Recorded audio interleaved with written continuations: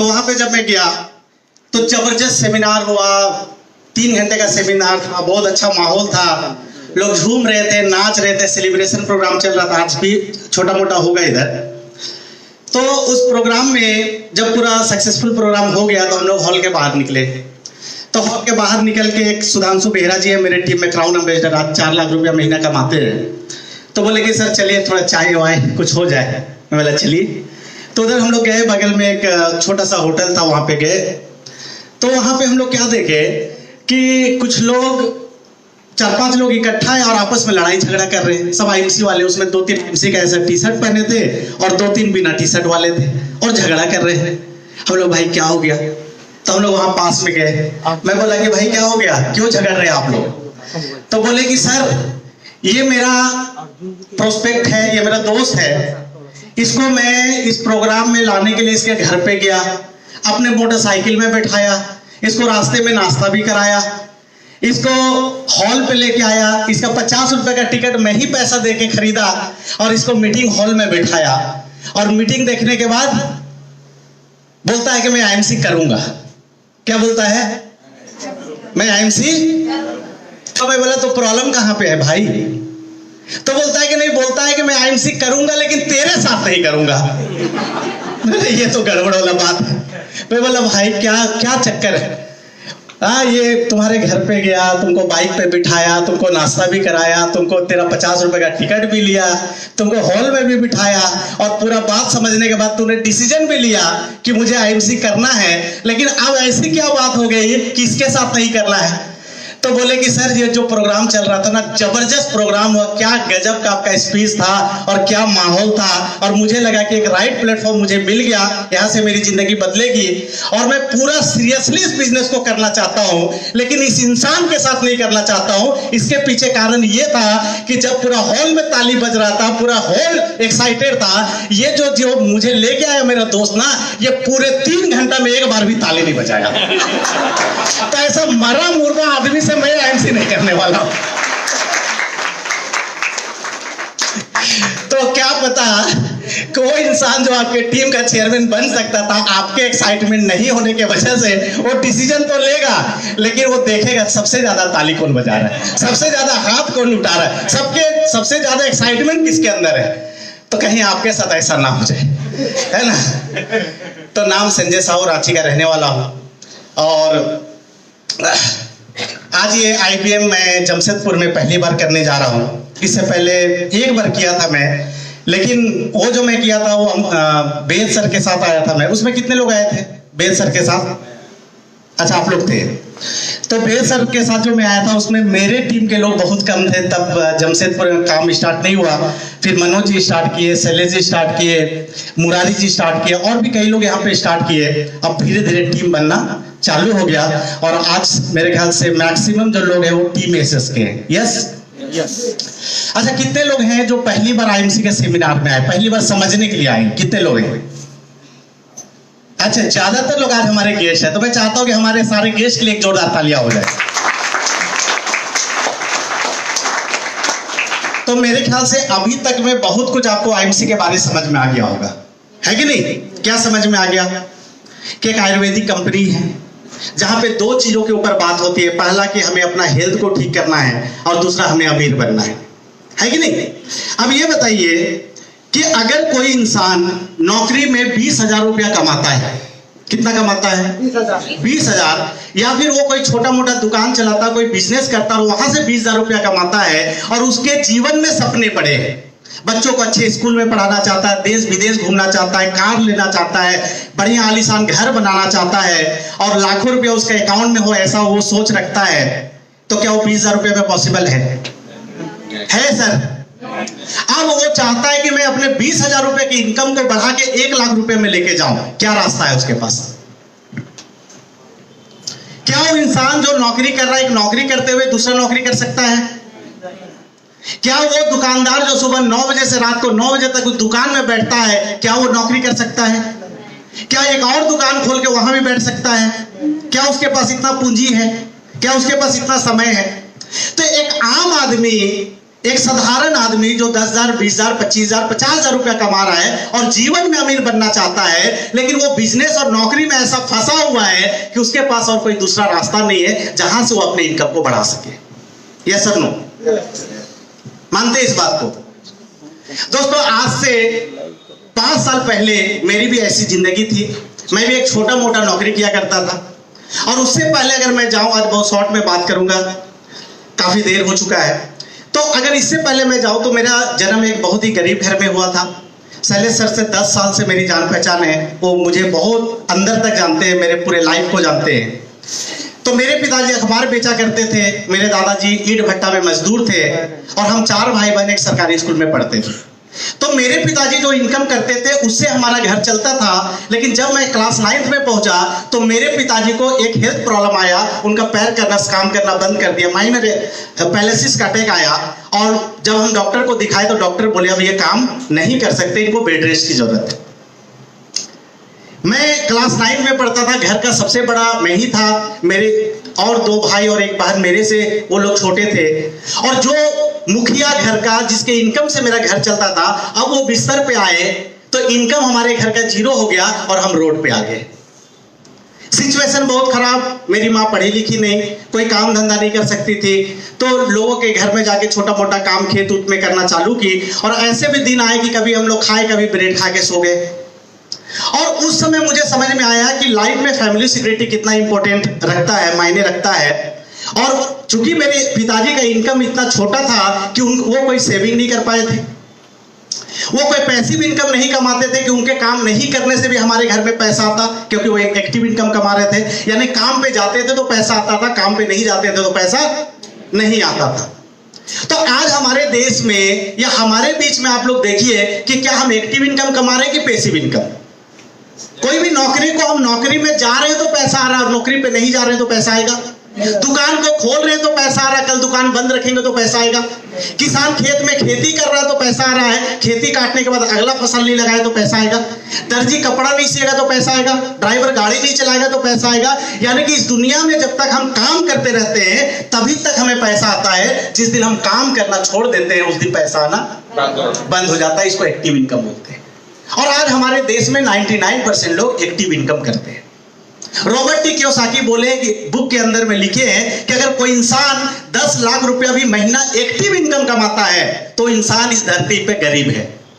उसका इनकम कभी भी 0 हो सकता है, कभी भी ब्रेक लग सकता है, कभी भी बंद हो सकता है। तो हर आदमी को पैसिव इनकम कमाना चाहिए। तो आज मैं आपको बताऊंगा कि पैसिव इनकम क्या होता है और पैसिव इनकम हमें क्यों कमाना चाहिए। तो पिताजी जब बीमार हुए तो हम रोड पे आ गए, और मैं भी कोई काम करने के बारे में सोचने लगा, लेकिन कोई काम नहीं मिलने की वजह से वही पिताजी का साइकिल उठा के मैंने भी अखबार बेचने का काम किया, और अपनी जिंदगी में 12 साल लोगों के घर पे अखबार फेंके।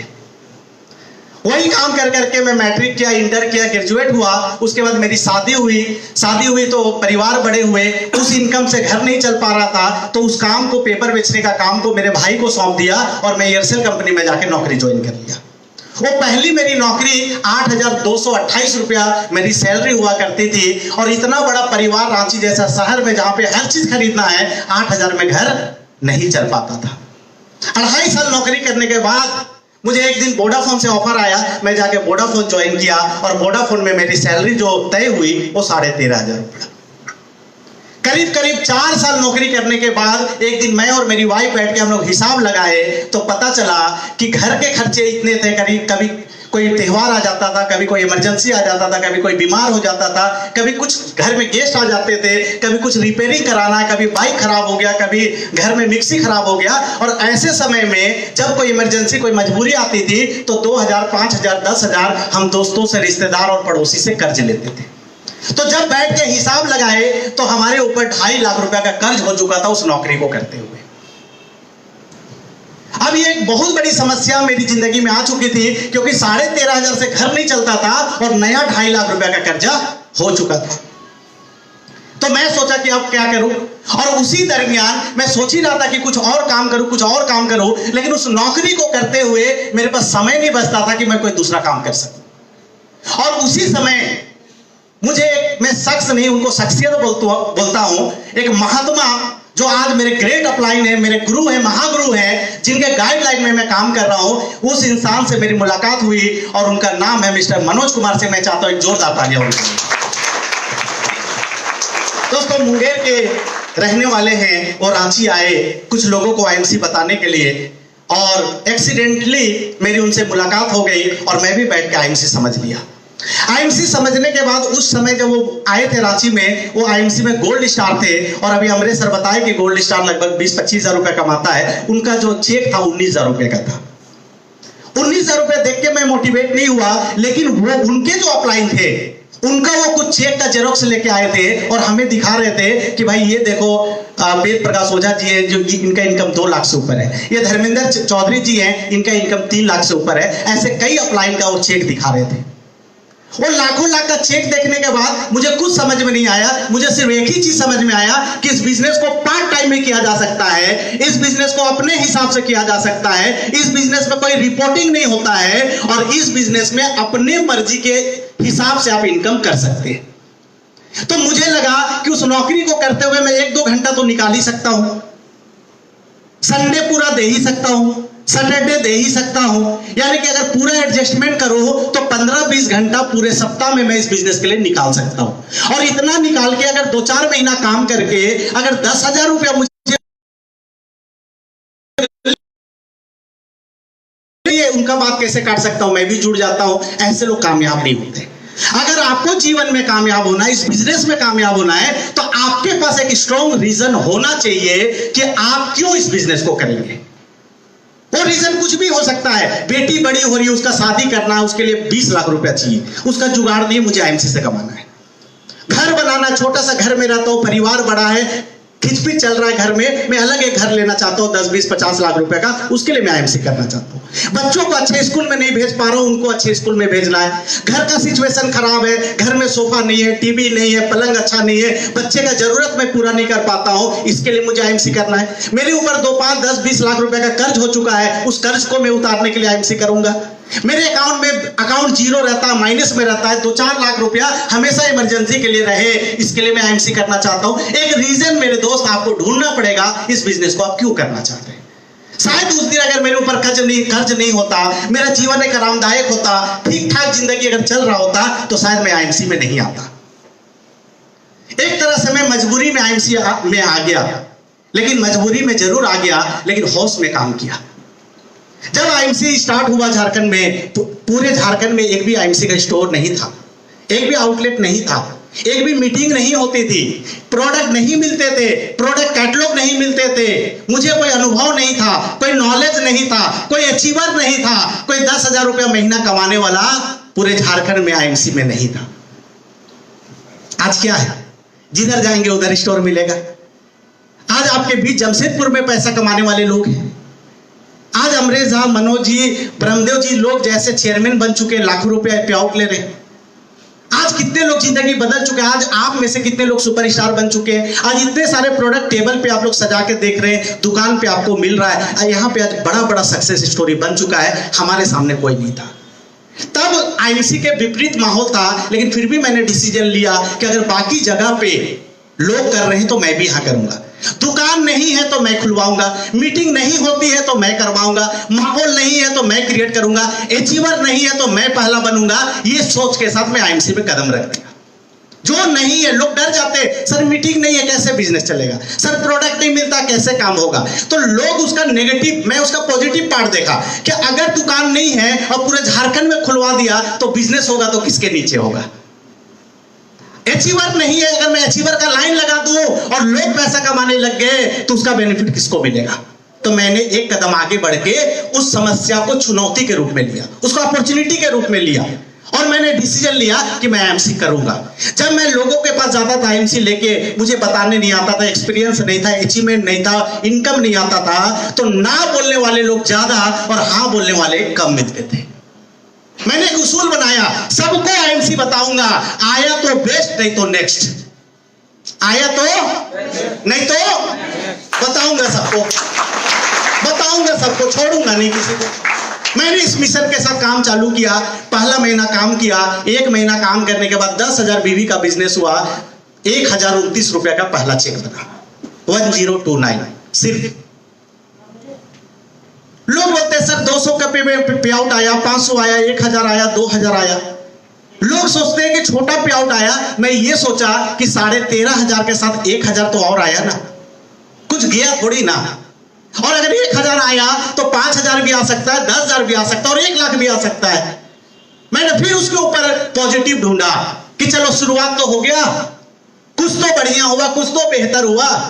और मैंने अगले महीना फिर दम लगा के काम करना चालू किया। लेकिन पूरे झारखंड में दुकान नहीं होने की वजह से लोग जुड़ रहे थे, लेकिन मैं प्रोडक्ट नहीं दे पा रहा था। लोगों से मिलता था तो लोग पैसा इन्वेस्टमेंट करने के लिए तैयार नहीं थे, क्योंकि नया नया कंपनी में कौन पैसा लगाएगा। आज 30,000 में आउटलेट मिलता है, तब 1,10,000 में मिलता था। मुझे लगा कि अगर इस बिजनेस को बड़ा करना है तो एक दुकान तो खोलना पड़ेगा। और जब मुझे कोई रास्ता नहीं मिला तो मेरी वाइफ का ज्वेलरी उठा के मैंने मुथूट फाइनेंस में गिरवी रखा, 53,000 रुपया लोन लिया। मनोज सर मेरे ग्रेट अपलाइन उनके अकाउंट में डाला, उन्होंने बेगूसराय से प्रोडक्ट लेके मुझे रांची पहुंचाया। अब मेरे पास प्रोडक्ट आ चुके थे, मेरे टीम में कुछ लोग जुड़ चुके थे। मैंने 2 लोगों को सेलेक्ट किया जो सबसे ज्यादा नीडी थे, जो सबसे ज्यादा मेहनती थे, जो सबसे बड़े ड्रीमर थे। ऐसे 2 लोगों को ढूंढा और दोनों को सामने बिठाया और बोला कि भाई जिंदगी बदलना है। बोला यस। इस महीना सुपरस्टार बनोगे? बोला यस। मैं जो बोलूंगा वो करोगे? बोला यस। तो मैं बोला तुम दोनों भी कसम खाओ सुपरस्टार बनने का, और मैं भी कसम खाता हूं तुम्हें सुपरस्टार बनाने का। प्रोडक्ट का जुगाड़ हो गया, प्रोडक्ट आ गया और हम तीनों मिलकर कमर कस लिए और दिन रात एक कर दिए। और अगले महीना हम लोग दम लगा के काम किए, जोर लगा के काम किए, अपने आप को आईएमसी में झोंक दिए। और ये दोनों जो मेरे लोग थे, ये दोनों सुपरस्टार बने और इस कंपनी का मैं गोल्ड स्टार बना। और मुझे चेक आया 25,215 रुपए का। दोस्तों 1,000 से पेमेंट कहां पहुंच गया? 25,000 पहुंच गया। और 13,500 वोडाफोन से भी आया। जिंदगी में सबसे ज्यादा पैसा उस महीने में कमाया। लेकिन मैं एक चीज सोच रहा था कि नौकरी में 8,000 से चालू किया था, 13,500 में पहुंचा। 4 साल का वक्त लगा, यानी कि 4 साल नौकरी करने से पेमेंट में बढ़ोतरी सिर्फ 5,000। अगर मैं उसी काम को अगला 4 साल करूं तो क्या हो जाएगा? 13,500 से बढ़ के 18,000, 20,000, 25,000 हो जाएगा। इससे ज्यादा तो कुछ नहीं होगा। लेकिन जिस काम को पार्ट टाइम में कर रहा हूं आईएमसी, यहां से 25,000 रुपया आ गया। अगर इस काम को मैं फुल टाइम में करूं तो फिर क्या होगा? और मैंने डिसीजन लिया कि अब आईएमसी में फुल फ्लेजेड करूंगा, फुल टाइम में करूंगा। और मैंने नौकरी रिजाइन कर दिया। मेहनत किया, काम किया। मेहनत तो हर जगह करना पड़ता है और मेहनत आईएमसी में भी करना पड़ेगा। इससे ज्यादा मेहनत तो मैं करता था जब मैं पेपर बेचता था, क्योंकि वहां पे संडे नहीं होती थी। सुबह 4 बजे बारिश है तब भी साइकिल लेके जाना है, ठंड है तब भी साइकिल लेके जाना है, पेट में दर्द है तब भी साइकिल लेके जाना है। वहां पे आपका कोई एक्सक्यूज नहीं चलता है। लोगों के घर में पेपर नहीं पहुंचेगा, वो कस्टमर आपका टूट जाएगा, कल से दूसरा होकर से लेना चालू करेगा। कस्टमर बचा के रखना, टाइम पे पेपर पहुंचाना, एक बहुत बड़ा चैलेंज होता था। वहां पे आप कोताही नहीं बरत सकते। वहां पे तो मैं इससे ज्यादा सीरियस था, इससे ज्यादा मेहनत करता था। यहाँ कुछ नहीं था, उसके मुकाबले अपने हिसाब से टाइमिंग, अपने हिसाब से 2 से मिलना है कि 5 से मिलना है, ये मेरी मर्जी चलती थी। और दोस्तों मेहनत करता गया, काम करता गया। 5 महीने के अंदर इस कंपनी का मैं रूबी स्टार बना और 86,000 रुपए का पेमेंट आया मुझे, 86,000। 10 महीना के अंदर। अभी अमरेश सर 3 महीने में चेयरमैन हो गए और काफी लोग यहाँ पे 3, 4, 6 महीने में चेयरमैन हो जाते हैं, 1 साल में भी हो जाते हैं। मैं 10 महीने के अंदर चेयरमैन बना था। और जब मैं चेयरमैन बना, अभी अमरेश सर क्या दिखाया आपको? 5 लेग में चेयरमैन बन सकते हैं, 5 सुपरस्टार बना के चेयरमैन बन सकते हैं। हमारे समय प्लान थोड़ा और बड़ा था, तब 8 लोगों को सुपरस्टार बना के चेयरमैन बनना होता था। अब इजी हो गया प्लान और। तो 8 लोगों को मैंने सुपरस्टार बनाया और मैं जब चेयरमैन बना 10वें महीने में, तो मेरा पे आउट आया 2,84,692 रुपया। यानी कि एक डिसीजन कि मुझे आईएमसी करना है, और 1 साल भी अभी हुआ नहीं था, मैं 13,500 के इनकम से सीधा 3 लाख इनकम में पहुंच गया। कितना बड़ा परिवर्तन आया, जो मैं कभी सोचा नहीं था। मैं आईएमसी में तो सिर्फ 10,000 रुपया कमाने के लिए आया था। लेकिन जब क्या होता है, किसी चीज में आप मेहनत करते हैं, एक विश्वास के साथ उसमें आप डट जाते हैं, लग जाते हैं, और आगे जब बढ़ते हैं तो आपको पता नहीं रहता है कि कितना बड़ा आपको सामने अपॉर्चुनिटी, कितना बड़ा आपको इनकम मिल सकता है वहां पे। वो मुझे पता नहीं था, क्योंकि जब आप काम करते हैं तो काम होता है, और जब काम होता है तो अचीवमेंट आता है, और जब अचीवमेंट आता है तो कॉन्फिडेंस बढ़ता है, और उस बढ़ा हुआ कॉन्फिडेंस से जब आप काम करते हैं तो अचीवमेंट और बड़ा हो जाता है। तो वो मेरे साथ हुआ। और 2.5 साल के अंदर इस कंपनी में मैं क्राउन प्रेसिडेंट के लेवल पे पहुंचा। और जब क्राउन प्रेसिडेंट पहुंचा तो दिल्ली के इंदिरा गांधी इंडोर स्टेडियम में कंपनी एक 30-35 हजार लोगों का बहुत बड़ा एक सेमिनार वहां पे रखी थी। वहां पे मेरा सेलिब्रेशन हुआ। जब स्टेज के ऊपर गया तब मुझे पता चला कि मुझे सम्मानित करने के लिए शिल्पा शेट्टी को बुलाया गया है, हीरोइन। अब मैं दंग रह गया कि जिस हीरोइन का फिल्म मैं टीवी में देखता था, फिल्म में देखता था, वो मेरे सामने खड़ी थी। और ये जो पिन आप देख रहे हैं ना, ये पिन मुझे शिल्पा शेट्टी के हाथों मिला है। ये मेरे फेसबुक पे भी आप देख सकते हैं, यूट्यूब पे भी डाला हुआ आप देख सकते हैं। यानी कि पैसा तो आ रहा था, मान सम्मान और एक सेलिब्रिटी वाला लाइफ भी मिलना चालू हो गया आईएमसी में। जब मैं चेयरमैन बना तो मैं बाइक से चलता था। मैं सोचा कार ले लूं और मैंने कार लिया, मारुति बैलेनो 7 लाख रुपए का। मैं वो मिट्टी के घर में रहता था, आज भी वहां पे मेरा वो पुराना घर अभी भी पड़ा है। वहीं पे एक 3 तल्ला बिल्डिंग मेरा आईएमसी के माध्यम से खड़ा हो गया। और जब मैं आईएमसी का क्राउन प्रेसिडेंट बना, मेरा इनकम महीने का 8 से 10 लाख रुपया होना चालू हो गया। 8 से 10 लाख रुपए के इनकम पे मैं पहुंच गया। और जब मैं वहां दिल्ली गया तो मैं देखा जो दूसरे क्राउन प्रेसिडेंट मेरे से पहले बने हैं, कोई BMW से आ रहा है, कोई मर्सिडीज से आ रहा है, कोई जगुआर से आ रहा है। मेरा भी ड्रीम बड़ा हो गया, अब मुझे भी एक लग्जरी कार लेना है। मैं वहां से सीधा रांची वापस आया और रांची में BMW के शोरूम में गया और सीधा 50 लाख रुपए का BMW खरीदा। 50 लाख रुपए का BMW खरीदा।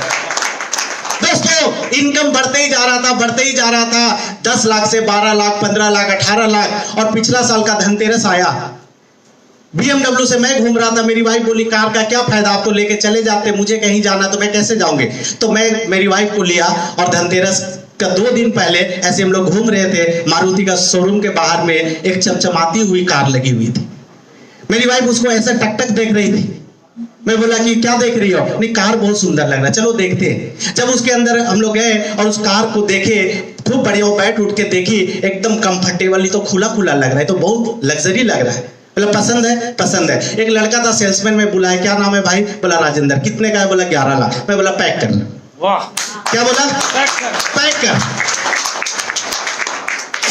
और वो 11 लाख रुपए का कार खरीद के मारुति सियाज मैंने मेरी वाइफ को गिफ्ट कर दिया।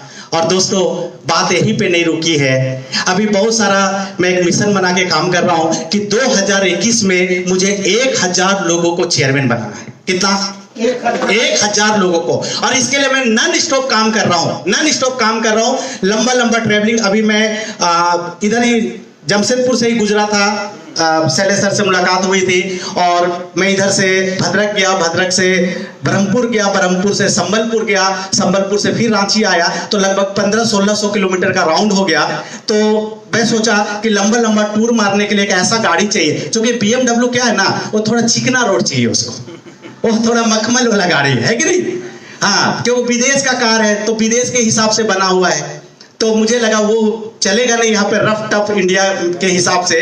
तो मैंने अभी 5 तारीख को मैं और अमरेश सर दोनों गए और रांची में 42 लाख रुपया का टॉप मॉडल टोयोटा फॉर्च्यूनर मैंने बुक किया। ये मेरी चौथी कार आई थी। मेरे ख्याल से इस महीने के लास्ट तक या अगले महीने के शुरू में, चूंकि उसमें वेटिंग चल रहा है, बोला सर थोड़ा 1 महीना रुकना पड़ेगा। मतलब कोई बात नहीं।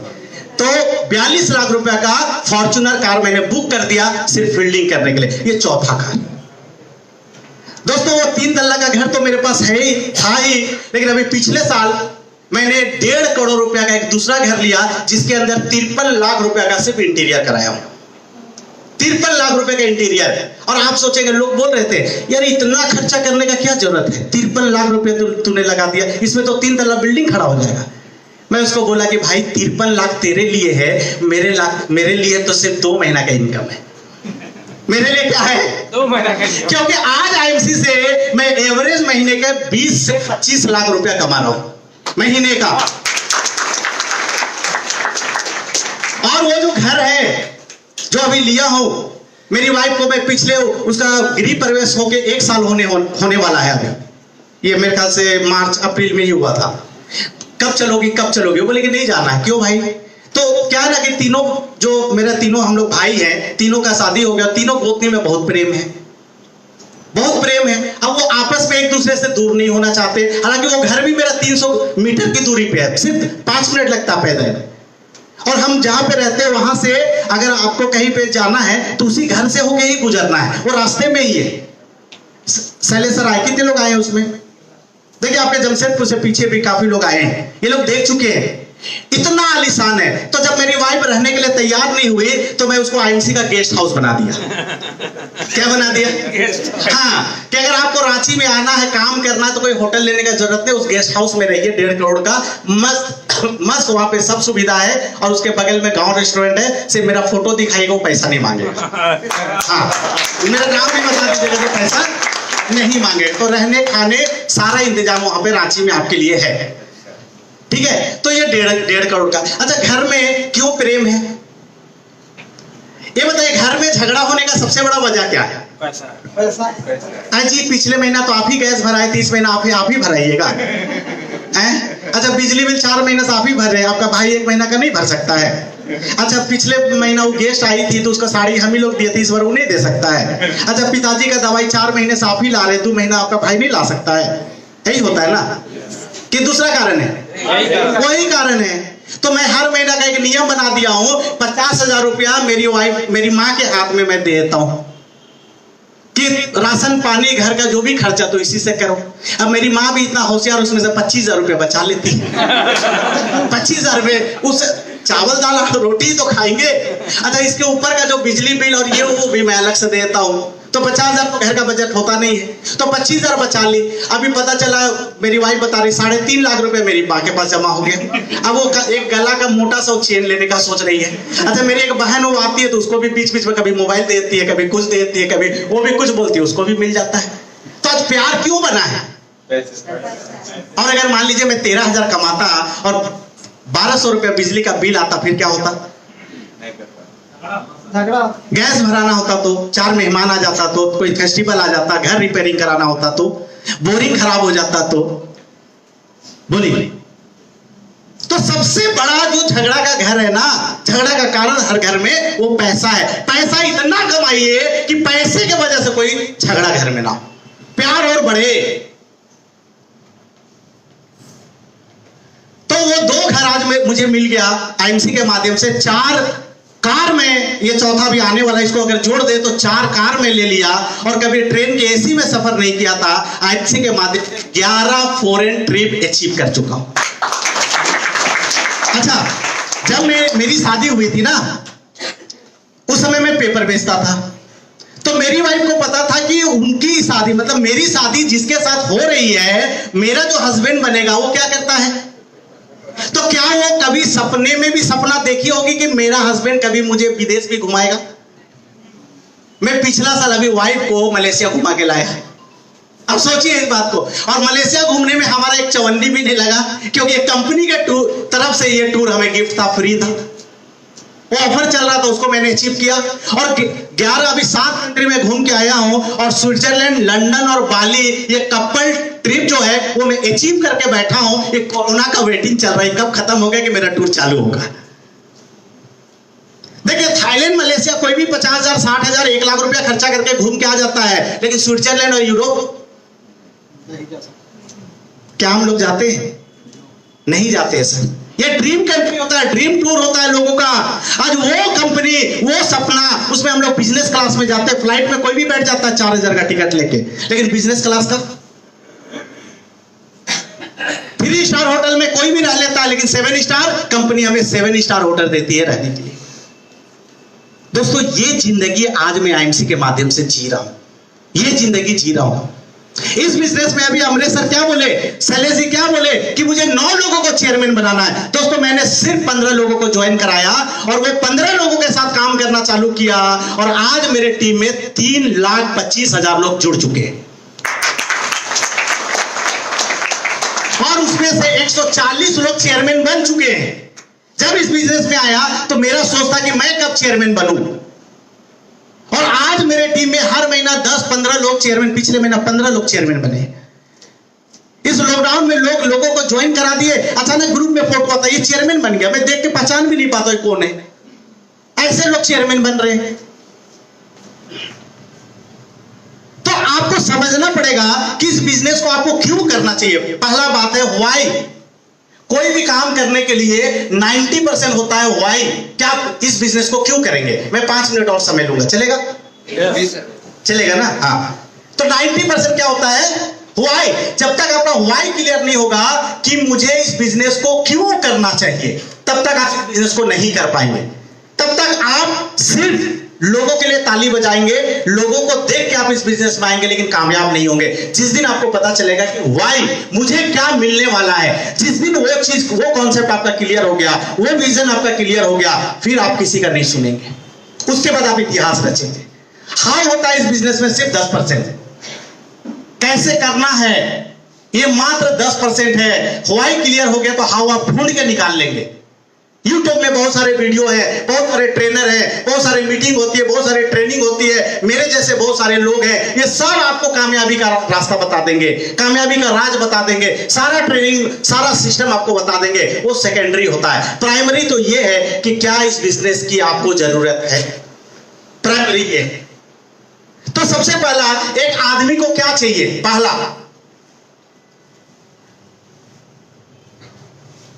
मनी फ्रीडम, पैसे की आजादी। अच्छा, एक आदमी को कितना पैसा कमाना चाहिए?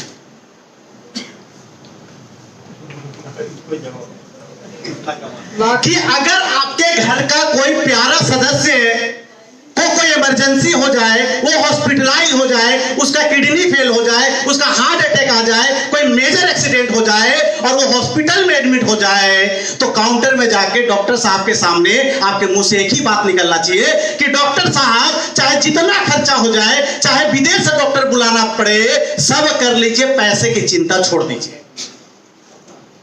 इतना पैसा आपको कमाना चाहिए। अभी क्या करते हैं हम लोग? ये कब आपके मुंह से निकलेगा? सारा काम करने के बाद 25-50 लाख जब आपके अकाउंट में स्पेयर पड़ा हो, तब ये बात आप हॉस्पिटल में जाके बोल सकते हैं। अभी हम लोग बोलते हैं सस्ता हॉस्पिटल कौन है, कम में इलाज कहां हो जाएगा। अरे वो हॉस्पिटल लूटता है, वो फालतू का 4 टेस्ट एक्स्ट्रा लिख दिया, आईसीयू का जरूरत नहीं, लेकिन आईसीयू में डाले हुए। मेरे पिताजी को पैरालिसिस का सेकेंड अटैक आया था 1.5 साल पहले। रांची में ऑर्किड हॉस्पिटल जानते हैं, सबसे बढ़िया में से एक है ऑर्किड हॉस्पिटल। मैं वहां पे जाके उसको एडमिट किया, मेरे फादर को मैंने एडमिट किया रात को 1:30 बजे। और जब वहां पे एडमिट किया तो मैं वहां पे एक लड़का गोल्ड स्टार है मेरे टीम में, उसको बोला कि भैया डॉक्टर कैसा है? बोला सर सबसे बहुत बढ़िया, न्यूरो फिजिशियन सबसे बढ़िया, जाने माने लोग। बोला ठीक है, कहां पे रखोगे? आईसीयू में रखो। 5 दिन के बाद बोला आईसीयू की जरूरत नहीं है। मैं बोला यार मुझे कोई हड़बड़ी नहीं, 1-2 दिन और रखना है तो रख लीजिए, क्योंकि एक दिन का आईसीयू का फीस 25,000 रुपया फिक्स है। पता है आपको, एक अच्छे हॉस्पिटल में एक दिन का आईसीयू का जो फी है वो 25,000 रुपया फिक्स है। जो ऑक्सीजन लगता है, जो केयरिंग होता है, जो बेड चार्ज है, जो फूड का है, जो भी चीज है, वो 25,000 फिक्स है। उसके ऊपर और रिक्वायरमेंट के हिसाब से 30, 35, 40, 50,000 का भी बिल बनाते हैं पर डे के हिसाब। मैंने 11 दिन आईसीयू में रखा। मेरे पिताजी को हम लोग टांग के लेके गए और 11 दिन पैदल चलवा के घर लेके आए। 11 दिन के बाद चल रहे थे। पैरालिसिस का मेजर अटैक, ब्रेन स्ट्रोक हुआ था, क्लोटिंग हो गया था, नस फट गया था, खून जम गया था। और आज वही मेरे फादर 1.5 साल हुआ है स्कूटी चलाते हैं, पैदल घूमते हैं, मेरे बच्चों को ले जाके घुमाते फिराते हैं। लेकिन अगर मैं 13,500 का नौकरी करता तो मैं रांची का रिम्स में ले जाके एडमिट कराता। कहां? और पूरा रात यहां टोकन कटाओ, उसके पीछे भागो, ओपीडी बंद है, डॉक्टर सुबह 11 बजे आएंगे, यही सब होता रहता और रात भर में शायद ट्रीटमेंट भी चालू नहीं होता। यस और नो? तो पैसा क्यों कमाना चाहिए और कितना कमाना चाहिए? पैसा इतना कमाना चाहिए कि जिस चीज पे आपका बच्चा हाथ रख दे वो उसका हो जाना चाहिए, और जिस चीज को देख के आपकी वाइफ मुस्कुरा दे वो उसका हो जाना चाहिए। पैसा इतना कमाना चाहिए। हम 50,000 1 लाख रुपया कमा के ना बहुत इतराते हैं। क्या होता है सर 50,000 1 लाख में? आज जी टाटा जैसा शहर में ना सर, एक छोटा मोटा कार को मेंटेन करने के लिए, 2 बच्चे को स्कूल में पढ़ाने के लिए, और घर में सब सुख सुविधा को मेंटेन करने के लिए, और किसी तरह जिंदगी को चलाने के लिए भी कम से कम 1 लाख रुपया चाहिए। यस और नो? चाहिए कि नहीं चाहिए? 1 लाख रुपया कम से कम चाहिए। और वो 1 लाख रुपया वाला आदमी भी हाउसिंग लोन में फंसा है, कार का लोन में फंसा है। कल उसका बच्चा बोलेगा MBA करना है, MBBS करना, कुछ भी करना है, तब भी उसको लोन ही लेना पड़ता। दूसरा उपाय नहीं, 1 लाख कमा के भी पूरा जिंदगी वो लोन में घूमता रहता है। यस और नो? हाँ कि ना? यस। तो यहाँ पे क्या मिलता है, आज मैं बता रहा हूँ, इस कंपनी में मैं जुड़ा IMC में। पहला साल मैंने 18 लाख रुपए कमाए, दूसरा साल 57 लाख, तीसरा साल 96 लाख, चौथा साल 1.25 करोड़, पांचवा साल 1 करोड़ 79 लाख, और ये छठा साल चल रहा है 2 करोड़ 2 लाख कमा लिया हूं। ये मार्च तक में 2.5 करोड़ हो जाएगा total income. Total income 7 crore 32 lakh रुपया पौने 6 साल में IMC से मैं कमा चुका हूं। आप सोचिए, अगर मैं उस नौकरी को करता जो 13,500 का था, अगर उसका सैलरी मुझे 20-25 हजार भी हो जाता, तो 25 हजार के हिसाब से 1 साल में कितना होता? कितना होता सर? कितना होता सर?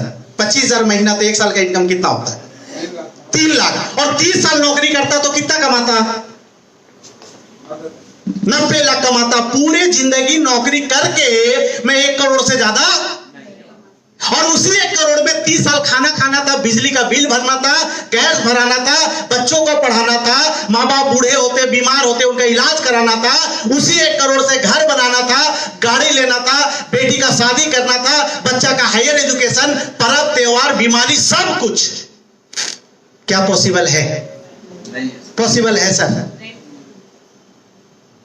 और IMC में 7 करोड़ 72 लाख रुपया।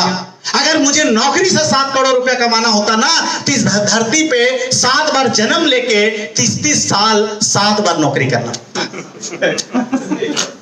Yes sir no? क्या पावर है समझिए इस बिजनेस का। फिर बोलते हैं ये सब ना फालतू काम है। अरे भैया, फालतू काम करके 7 करोड़ रुपया आ सकता है तो कर लेना चाहिए फालतू काम। फालतू काम करके स्टेज में बुला के अगर ऐसा फुल बुके मिलता है तो क्या दिक्कत है फालतू काम करने में? फालतू काम करके अगर इतना बड़ा मान सम्मान मिल रहा है, देश विदेश घूमने का, फॉर्च्यूनर BMW में घूमने का मौका मिल रहा है, तो करेंगे फालतू काम? Yes sir no? हाँ, अच्छा काम करके तो नहीं हो रहा है।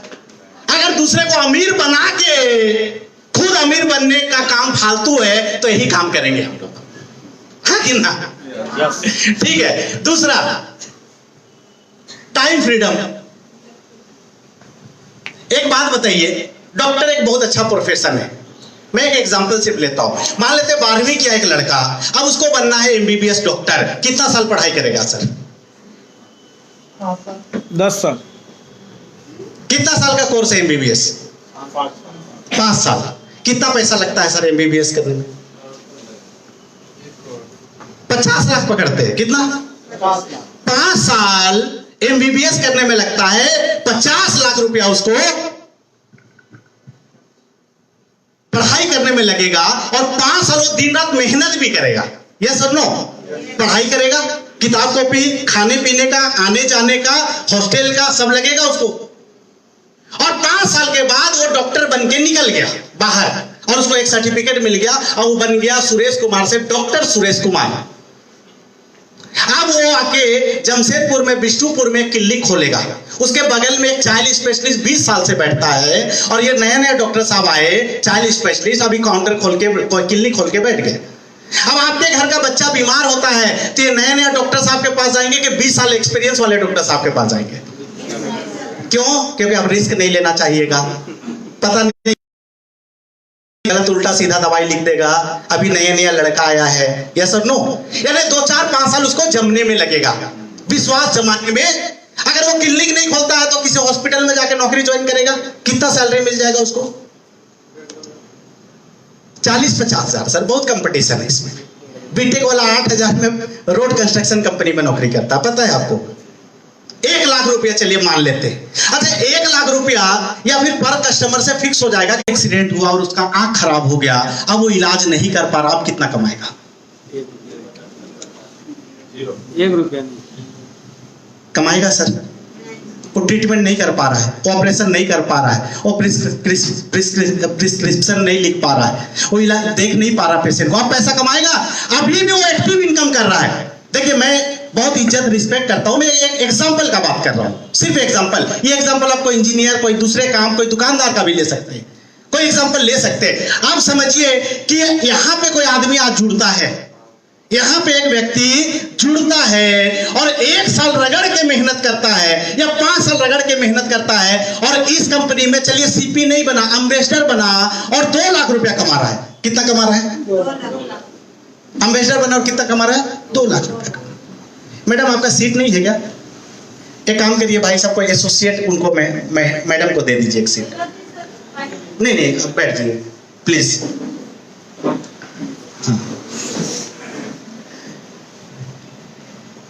तो सर एक बात बताइए, आज मेरे टीम में 3,25,000 लोग हैं, जिसमें 140 लोग चेयरमैन हैं जो 1 लाख रुपए से ज्यादा कमा रहे हैं। क्या वो मेरे लिए काम कर रहे हैं? इस बात को समझिएगा। क्या मेरे लिए काम कर रहे हैं? अमृत सर क्या आप मेरे लिए काम कर रहे हैं? मनोज जी क्या आप मेरे लिए काम कर रहे हैं? शैलेश सर क्या आप मेरे लिए काम कर रहे हैं? किसके लिए काम कर रहे हैं लोग? खुद के लिए कर रहे हैं, अपने परिवार के लिए, अपने बच्चों के लिए, खुद का प्रॉब्लम को दूर करने के लिए और खुद अमीर होने के लिए कर रहे हैं। लेकिन काम मेरा हो रहा है कि नहीं हो रहा है? हो रहा है ना सर? हो रहा है। अच्छा एक बात बताइए, मान लेते हैं कि भगवान ऐसा ना करे लेकिन मेरे साथ कोई हादसा हो जाए और मैं आईएमसी करने लायक ना रहूं, मीटिंग करने लायक ना रहूं, या मैं इस दुनिया में नहीं रहूं, तो क्या 140 लोग जो आज लाखों रुपया कमा रहे वो बिजनेस छोड़ देंगे? जो आज 140 लोग 10-20 हजार का आदमी थे, आज लाखों रुपया कमा के कार खरीद के अपने कार में घूम रहे, आलीशान घर बना लिए, क्या वो बिजनेस छोड़ देंगे? अगर वो बिजनेस नहीं छोड़ेंगे तो मेरा आईडी मेरी वाइफ के नाम से ट्रांसफर होगा, तो जो आज लाखों रुपया मुझे आ रहा मेरी वाइफ को आएगा कि नहीं आएगा? लेकिन अगर मैं डॉक्टर होता और मेरा खराब हो जाता कि मेरी वाइफ जाके इलाज करना चालू कर देती। मैं वोडाफोन में जब नौकरी कर रहा था, मैं एक ही चीज सोचता था, अगर मेरे साथ कुछ हो जाए और मैं नौकरी करने लायक ना रहूं तो क्या वोडाफोन मेरी वाइफ को बुला के नौकरी देगा? और दे भी देगा तो क्या मेरी वाइफ कर पाएगी? सर इस दुनिया में जो भी है वो हम हैं, हमारे बाद हमारा परिवार नहीं है। तो यहां पे क्या मिल रहा है? टाइम फ्रीडम के साथ तीसरा number family security. Family security, financial security. जो मैं बोला पैसिव इनकम, यही है पैसिव इनकम कि एक बार आप मेहनत करते, एक बार नेटवर्क बनाते, एक बार टीम बनाते हैं, एक बार एम्पायर खड़ा करते हैं, फिर कल हम काम करें या ना करें हमारा टीम काम करता है और हमें पैसा आता है। ये पावर है सर। ये होटल है, ये होटल जो ब्लू बर्ड में हम लोग बैठे हैं, इसको बनने में 2-3 साल लगा होगा, 2-3-4 करोड़ रुपया लगा होगा, मेहनत लगा होगा, दिमाग लगा होगा, सब एफर्ट डाला होगा। कितना का स्थिति खराब था, हमारा चल रहा था। पूरे लॉकडाउन में कभी भी 20 लाख से नीचे का पे आउट नहीं आया, क्योंकि सबसे ज्यादा लोग इम्यूनिटी के बारे में सोच रहे थे, हेल्थ के बारे में सोच रहे थे, और हमारा सारा प्रोडक्ट इम्यूनिटी और हेल्थ के ऊपर है। हमारा डिमांड डबल ट्रिपल हो गया, हमारा बिजनेस डबल ट्रिपल हो गया। तो आप एक चीज सोचिए, पैसिव इनकम है कि नहीं है? तो क्या हमारे पास करोड़ों रुपए है कि हम ऐसा होटल बना दे, टाटा जैसा फैक्ट्री खोल दे? नहीं है। हम तो आम लोग हैं, साधारण लोग हैं। हमें अगर पैसिव इनकम कमाना है तो हमारे पास एक ही रास्ता है, वो है एमसी बिजनेस, वो है डायरेक्ट सेलिंग बिजनेस, जहां पे आप पैसिव इनकम कमा सकते हैं। और मनी फ्रीडम, ढेर सारा पैसा आ रहा है, टाइम फ्रीडम मिल रहा है, फैमिली सिक्योरिटी मिल रहा है, चौथा नंबर आपको रिकॉग्निशन मिल रहा है। बताइए, मैं ट्रेडिशनल मार्केट से 5 लाख रुपया 10 लाख रुपया महीना कमाता, कोई मुझे फूल माला पहनाता, कोई मुझे सुनने आता, कोई मेरे से सेल्फी खिंचाता, क्या मैं इतना बड़ा ब्रांड बन जाता? होता सर ऐसा आपके शहर में? मेरे से इस होटल का मालिक जो शायद कमाता होगा मेरे इतना, लेकिन आप जानते हैं उसको? अच्छा, वो बताएगा आपको राज एक होटल और कैसे आप बना सकते हैं। इसके बगल में एक बिजनेसमैन खूब अच्छा बिजनेस चला रहा है, उसको जाके बोलिए सर आप तो बहुत अच्छा पैसा कमा रहे हैं, तो मैं चाहता हूं आपका बिजनेस मैं भी चालू करूं, थोड़ा दांव पेज बताइए ना, अंदर का राज कैसे मैं भी बन सकता हूं। क्या बोलेगा? अरे भाई मैं तो बंद करने का सोच रहा हूं। यार मत सोचो इस सब चक्कर में। वो भले 10 लाख रुपया कमा रहा है, लेकिन आपको क्या बोलेगा? कोई अपना कंपटीटर पैदा करना चाहेगा? लेकिन यहां पे एक सक्सेसफुल व्यक्ति बाकी लोगों को सक्सेस का राज बताता है, क्योंकि वो चाहता है कि उनके टीम के जितने लोग हैं वो भी सक्सेसफुल बन जाए, वो भी चेयरमैन बन जाए। क्योंकि मान लीजिए कि आप चेयरमैन बनते और 1 लाख रुपया कमाते हैं, तो कम से कम 5,000 रुपया तो मुझे भी बनेगा। यस और नो? बनेगा कि नहीं? तो मैं क्या चाहूंगा, 1,000 लोग चेयरमैन बन जाए, 1000 लोग लखपति हो जाए, 1000 लोगों का कार आ जाए, 1000 लोगों के घर में खुशी आ जाए। यहाँ पे हर व्यक्ति ऐसा चाहता है, बाकी जगह नहीं होता है। और इसीलिए चूंकि यहाँ पे हर एक सक्सेसफुल आदमी लोगों के लिए एक रोल मॉडल होता है, एक आइडल होता है। वो अचीवर को देख के लोगों को प्रेरणा मिलता है, इसलिए यहाँ पे इतना ज्यादा रिकॉग्निशन और मान सम्मान मिलता है। ये पूरे दुनिया में और किसी सेक्टर में नहीं मिलता है, कहीं नहीं मिलता है। और सबसे बड़ा बात है यहाँ पे आपको एक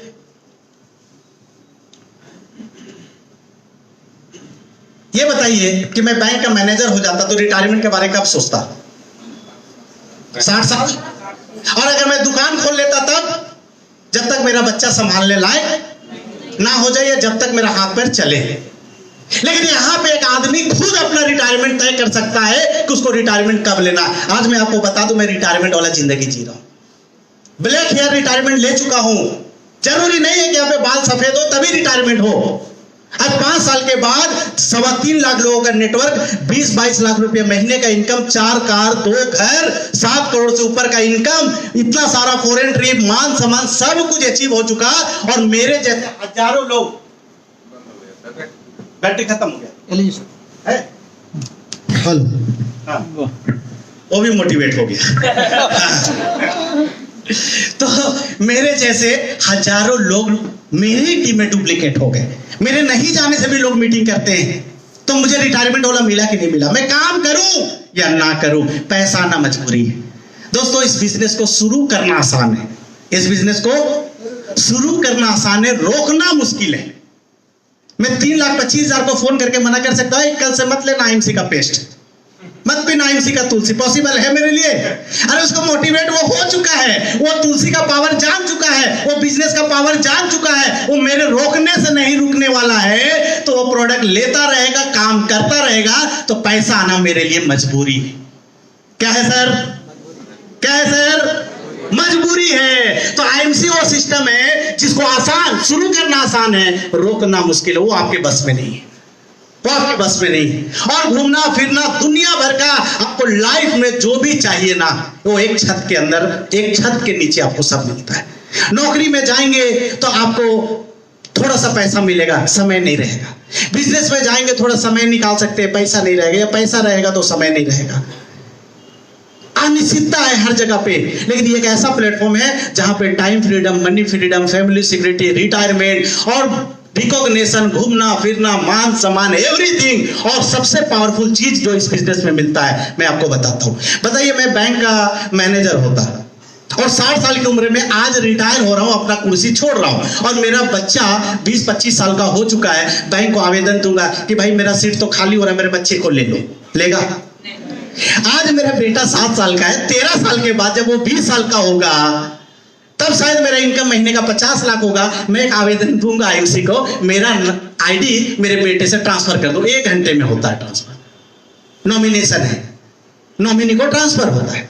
और जिस दिन मेरा बेटा इस IMC में कदम रखेगा, क्या वो आपके जैसा 0% में स्टार्ट करेगा, मेरे जैसा 0% से स्टार्ट करेगा, या इस बिजनेस को मैं जहां पे छोड़ूंगा वहीं से स्टार्ट करेगा? यानी कि मेरा लाइफ तो सेट हुआ, लेकिन मेरे आने वाले जनरेशन का भी लाइफ इस बिजनेस से सेट हो गया। इसलिए इस बिजनेस को करना चाहिए। अगर ये बातें आपको समझ में आ रही है तभी इस बिजनेस को आप कर पाइएगा। अब मुझे बताइए कि डायरेक्ट सेलिंग बिजनेस को छोड़ के मैं जितना भी बात आपको बताया, कोई एक ऐसा सेक्टर, कोई ऐसा नौकरी, कोई एक ऐसा बिजनेस, कोई एक ऐसा ऑर्गेनाइजेशन या अपॉर्चुनिटी मुझे, अगर आपके नॉलेज में है तो मुझे बताइए जहां पे ये सब कुछ मिलता है। और यही कारण है कि आज नेटवर्क मार्केटिंग को 21वीं सदी का व्यवसाय कहा गया है। और बिल गेट्स का स्टेटमेंट है कि अगर मेरा सब एम्पायर खत्म हो जाए, अगर मैं 0 पे आ जाऊं और फिर से मुझे कुछ नया शुरुआत करना रहेगा, तो मैं डायरेक्ट सेलिंग ही करूंगा। यह बिल गेट्स का स्टेटमेंट है। और इतने बड़े विवेक बिंद्रा जो मोटिवेशनल ट्रेनर है, उन्होंने वीडियो में बोला कि मेरा बेटा कल जब कोई कैरियर बनाने के बारे में सोचेगा तो मैं उसको नेटवर्क मार्केटिंग ही चुनने के लिए बोलूंगा। ये बड़े बड़े लोगों का स्टेटमेंट है।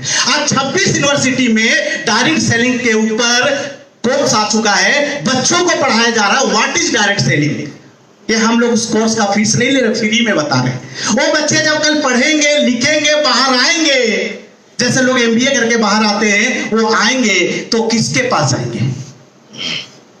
जो डायरेक्ट सेलिंग में एक हिस्ट्री क्रिएट किए रहेंगे, जिनको एक्सपीरियंस होगा, जो एक अचीवमेंट ले चुके होंगे, ऐसे लोगों के पास जाएंगे और बोलेंगे कि सर मैं आपके साथ जुड़ना चाहता हूं, आपके साथ काम करना चाहता हूं और आपके जैसा यहां पे सक्सेस पाना चाहता हूं, अपना कैरियर डायरेक्ट सेलिंग में बनाना चाहता हूं। वो बोलेगा कि नहीं बोलेगा? बोलेगा सर। और ये बताइए कि आज अगर बैंक का वैकेंसी निकलता है 100 पोस्ट के लिए, फॉर्म कितना भराता है? 2 लाख। 2 लाख। और नौकरी कितने को मिलता है? 100। 100। सबके पास पैसा है कि ऐसा होटल, बिल्डिंग, शोरूम सब बना लेंगे? पॉसिबल नहीं है सर। इस लॉकडाउन में कितने का नौकरी गया, कितने का बिजनेस गया, कितने का धंधा चौपट हो गया? हुआ कि नहीं हुआ? बिजनेस तो गवर्नमेंट से नहीं चल पा रहा, बोल रहा है कि कोयला हम कर देंगे प्राइवेट, एयरलाइंस कर देंगे प्राइवेट, कौन कौन डिपार्टमेंट सब बोल रहे हैं कि हम कर देंगे प्राइवेट, हमसे नहीं संभल रहा है। हाँ, आप बताइए, मुकेश अंबानी और अनिल अंबानी दोनों भाई, लगभग बंटवारा बराबर हुआ था, लगभग। लेकिन सोचिए, जो अरबपति खरबपति अनिल अंबानी, आज उसका क्या हाल है? दिवालिया का फार्म भरा, मैं दिवालिया हो गया हूं, मेरा खर्चा भी मेरी वाइफ चला रही है, गहने बेच बेच के मैं केस लड़ रहा हूं, आज वो पोजीशन में आ गया। तो बिजनेस भी इतना आसान नहीं है मेरे दोस्त। लेकिन एक बात बताइए, क्या अगर इस बिजनेस को आप शुरू कर देते हैं और थोड़ा देर के लिए अगर आप फेल हो जाते हैं तो कितना लाख का नुकसान हो जाएगा? कितना बड़ा रिस्क है। और अगर इस बिजनेस को आप शुरू कर देते हैं और ऐसे मीटिंग ट्रेनिंग में आके सीखना चालू करते हैं और फील्ड में जाके लोगों को बताना चालू करते हैं और अमरेश सर, शैलेश जी, मनोज जी और मेरे जैसे 2-4 लोग मिल जाते हैं गलती से। मुझे पता था नहीं था 5 साल 6 साल पहले कि अमरेश सर मेरे साथ जुड़ेंगे। इतने बड़े मोटिवेशनल स्पीकर जिनको मैं खुद 10 लाख रुपया दिया अपने टीम को ट्रेन करने के लिए, तब मुझे पता नहीं था कि एक दिन वो मेरे साथ जुड़ेंगे। तो आज आपको पता है आपके साथ कौन जुड़ेगा। और गलती से मैं, हम जैसे 2-4 लोग आपके साथ जुड़ गए और गलती से आप क्राउड प्रेसिडेंट बन गए और गलती से 20 लाख रुपया कमा लिए और गलती से BMW आ गया, तो कौन जानता है कि नहीं? बोलते मंजिल मिल ही जाएगी, भटकते भटकते ही सही, नादान वो है जो घर से निकले ही नहीं। ये सर नो। तो अगर आप आईएमसी में कदम रख दिए तो आज नहीं तो कल नहीं तो परसों चेयरमैन बन ही जाएंगे। लेकिन जो ऐसा हाथ बांध के और उदासी चेहरा लेके घर चले जाएंगे, उनका चेयरमैन बनने का कोई संभावना नहीं है। यस और नो? है कि नहीं? तो जिंदगी में हमें कुछ अगर हासिल करना है, कुछ पाना है, तो हमें एक फैसला लेना पड़ता है। हमें एक फैसला लेना पड़ता है कि यस, मुझे जिंदगी बदलना है कि नहीं बदलना है। शिव खेड़ा एक बात बोले हैं कि जीवन में अगर आप वही करते रहेंगे जो करते आए हैं तो आपको वही मिलेगा जो मिलते आया है। कोई बदलाव? तो जीवन में अगर आपको कुछ नया चाहिए, कुछ एक्स्ट्रा चाहिए और कुछ बड़ा चाहिए, तो आपको भी कुछ नया और कुछ अलग करना पड़ेगा। कुछ एक्स्ट्रा आपको करना पड़ेगा। एक्स्ट्रा कमाना चाहते तो एक्स्ट्रा करना पड़ेगा। तो बहुत समय हो गया और मैं भी थोड़ा सा जोश में आ गया बात करते करते, क्योंकि आप ऑडियंस इतने बढ़िया थे, इतना बढ़िया, एक भी आदमी उठे नहीं, हिले नहीं, किसी का फोन नहीं बजा, तो मुझे भी मजा आने लगा। तो दोस्तों, मैंने एक कसम खाया है कि 2021 में मुझे 1000 लोगों को चेयरमैन बनाना है और मैं चाहता हूं कि उस 1000 में से 100 चेयरमैन जमशेदपुर से हो। मैं वो चाहता हूं। कितने लोग चेयरमैन बनना चाहते हैं? अच्छा, एक चीज सुनिए, जब क्या होता है ना, जब हम कुछ भी बोलते हैं कि मैं चेयरमैन बनना चाहता हूँ, मैं अमीर बनना चाहता हूँ, मैं कार लेना चाहता हूँ, है ना, मैं विदेश घूमना चाहता हूँ, और जब ऐसे हाथ उठाते हैं ना, तो आप सामने वाले और अगल बगल को तो बताते हैं, इनडायरेक्टली आप वो परम पिता परमेश्वर को भी बताते हैं, यस मैं चाहता हूँ, है ना। और वो कुछ उनको नहीं आता, उनको एक ही बात आता है, एक ही चीज वो बोलते हैं। हम लोग रामायण भारत में देख लिए, तथास्तु बोलते हैं। सिर्फ क्या बोलते हैं? तथास्तु बोलते हैं। तो जैसे आप बोलते हैं मैं अमीर बनना चाहता हूँ, चेयरमैन बनना चाहता हूँ और जीवन में कामयाब होना चाहता हूँ, तो उनके मुंह से एक ही चीज उसी समय निकलता है, क्या? और कुछ लोग ऐसे बोलते हैं क्या करेंगे अमीर बन के, तभी उनके मुंह से वही निकलता है, अच्छा रहा बेटा तू वही रहा। तो चाहत पहले होनी चाहिए हमारे अंदर कि मैं चाहता क्या हूं, ये सब नो है कि नहीं। तो एक स्टोरी के साथ 2 मिनट एक स्टोरी मैं आपसे शेयर करूंगा और इसके बाद इसको मैं वाइंड अप करूंगा। आप लोग बहुत बार सुने होंगे लेकिन बहुत पावरफुल मैसेज है इस स्टोरी के अंदर, इसके लिए मैं आपसे दोबारा शेयर करना चाहता हूं। एक गांव था, उस गांव में एक मंदिर था और मंदिर में एक पुजारी थे और वो पुजारी शिव जी का बहुत बड़े थे, बहुत बड़े भक्त थे। दिन रात पूजा अर्चना करते थे, 24 घंटा लीन रहते थे और पूरा भक्ति भावना के साथ वो पूजा करते थे। अचानक क्या हुआ है, एक दिन उस गांव में एक नदी था, उसमें बाढ़ आ गया। बाढ़ आ गया तो पूरा गांव में पानी आ गया। पानी जब आ गया तो गांव में भगदड़ मच गया। लोग अपना मुर्गी बकरी गाय भैंस सब लेके और बोरिया बिस्तर जितना समेट सकते थे समेट के दौड़ना चालू कर दिया ऊंचाई की ओर। अच्छे जगह पे वो लोग जाना चालू कर दिए, हाहाकार मच गया। तो जब लोग दौड़ लगा रहे थे तो देखे कि मंदिर के अंदर जो पुजारी जी थे वो शिव जी का आराधना में लीन थे। लोग उनके पास गए, बोले कि पुजारी जी जल्दी जल्दी जल्दी चलिए, हमारे साथ गांव में बाढ़ आ गया। वो बाहर निकले, बोले हाँ बाढ़ तो आ गया, तो चलो चलिए चलिए पुजारी जी, नहीं तो आप डूब जाइएगा। बोले यार तू टेंशन मत ले। पुजारी जी क्या बोले, तू टेंशन मत ले, मैं इतना बड़ा भक्त हूँ शिव जी का, वो मुझे बचा लेंगे, तुम लोग को जाना है जाओ। वो हिले नहीं वहां से। पूरा गांव खाली हो गया। अब जब गांव खाली हो गया 2-4 घंटे के बाद कुछ नौजवान एक नाव लेके ढूंढना चालू किए, कोई रह तो नहीं गया, कोई फंस तो नहीं गया। और ढूंढते ढूंढते गए कि पंडित जी जो है वो मंदिर के अंदर फंसे हुए। वो लोग नाव लेके गए और बोले कि पंडित जी आपको, पुजारी जी आपको पता नहीं है गांव में बाढ़ आ गया है, चलिए जल्दी नहीं तो डूब जाएगा। बोले यार तू टेंशन मत ले, मैं कितना बड़ा भक्त हूं, तू तेरे को पता नहीं है, शिव जी आएंगे मुझे बचा लेंगे। वो लोग उनको मनाते रहे लेकिन वो सुनने को तैयार नहीं थे। पानी बढ़ता गया, थक हार के वो नाव लेके चले गए। कुछ देर के बाद जब पानी और ऊंचा हो गया, ऊपर आ गया, तब पुजारी जी क्या किए, मंदिर से निकले और ऊपर मंदिर का जो छत होता है, जो गुंबद, वहां पे जाके और घंटी को पकड़ के खड़ा हो गए। शाम हो गया, तब तक एक डक डक डक करते हेलीकॉप्टर आना चालू हो गया। अब हेलीकॉप्टर से होता है ना कि कोई कहीं ऊंचा जगह पे फंसा है, वो बचाने के लिए वो देखे कि मंदिर के ऊपर एक पुजारी जी वो उसको पकड़ के खड़ा है। ऊपर से रस्सी फेंका गया और वो लोग चिल्लाए, पुजारी जी पकड़िए पकड़िए जल्दी पकड़िए, पानी आपका ऊपर तक आ गया है, अब बचिएगा नहीं। बोले यार तू टेंशन मत ले। क्या बोला, कौन बचाने आएगा, शिव जी, मैं कितना बड़ा भक्त हूं तेरे को पता नहीं है।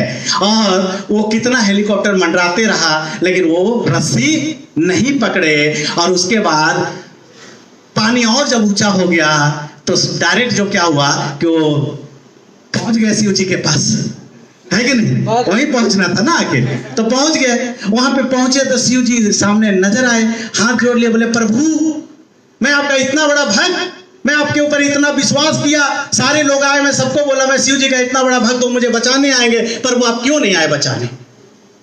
बोले अरे मूर्ख पुजारी, तेरे को मैं बचाने नहीं आया। वो पहले 8-10 गांव वाले को कौन भेजा था तेरे पास, तू माना नहीं माना। उसके बाद तू, तेरे ऊपर फिर तरस आए, तू इतना बड़ा मेरा भक्त था, तेरे पास मैं नाव लेके भेजा कि नहीं, बताओ तो। आए थे नाव वाले, बोले हाँ प्रभु। तू बैठा उस पे, नहीं प्रभु। उसके बाद जब तू नहीं बैठा तू और पागलपन किया, जब छत पे गया तो मैं हेलीकॉप्टर भेजा कि नहीं तेरे लिए, भेजा कि नहीं बोल। तो तेरे को क्या लगता है मैं प्रकट होऊंगा, तेरा हाथ पकड़ के और तेरे को उस जगह पे लेके जाऊंगा। तो इसी तरह हमारे जीवन में जितने भी प्रॉब्लम चलते हैं ना, ऊपर वाला उस प्रॉब्लम का निदान के लिए किसी ना किसी रूप में कोई ना कोई अपॉर्चुनिटी हमारे जीवन में भेजते हैं मेरे को। हमें वो पुजारी के जैसा अंधा नहीं बनना है, बल्कि आंखों को खुला करके उस अपॉर्चुनिटी को पहचानना पड़ेगा।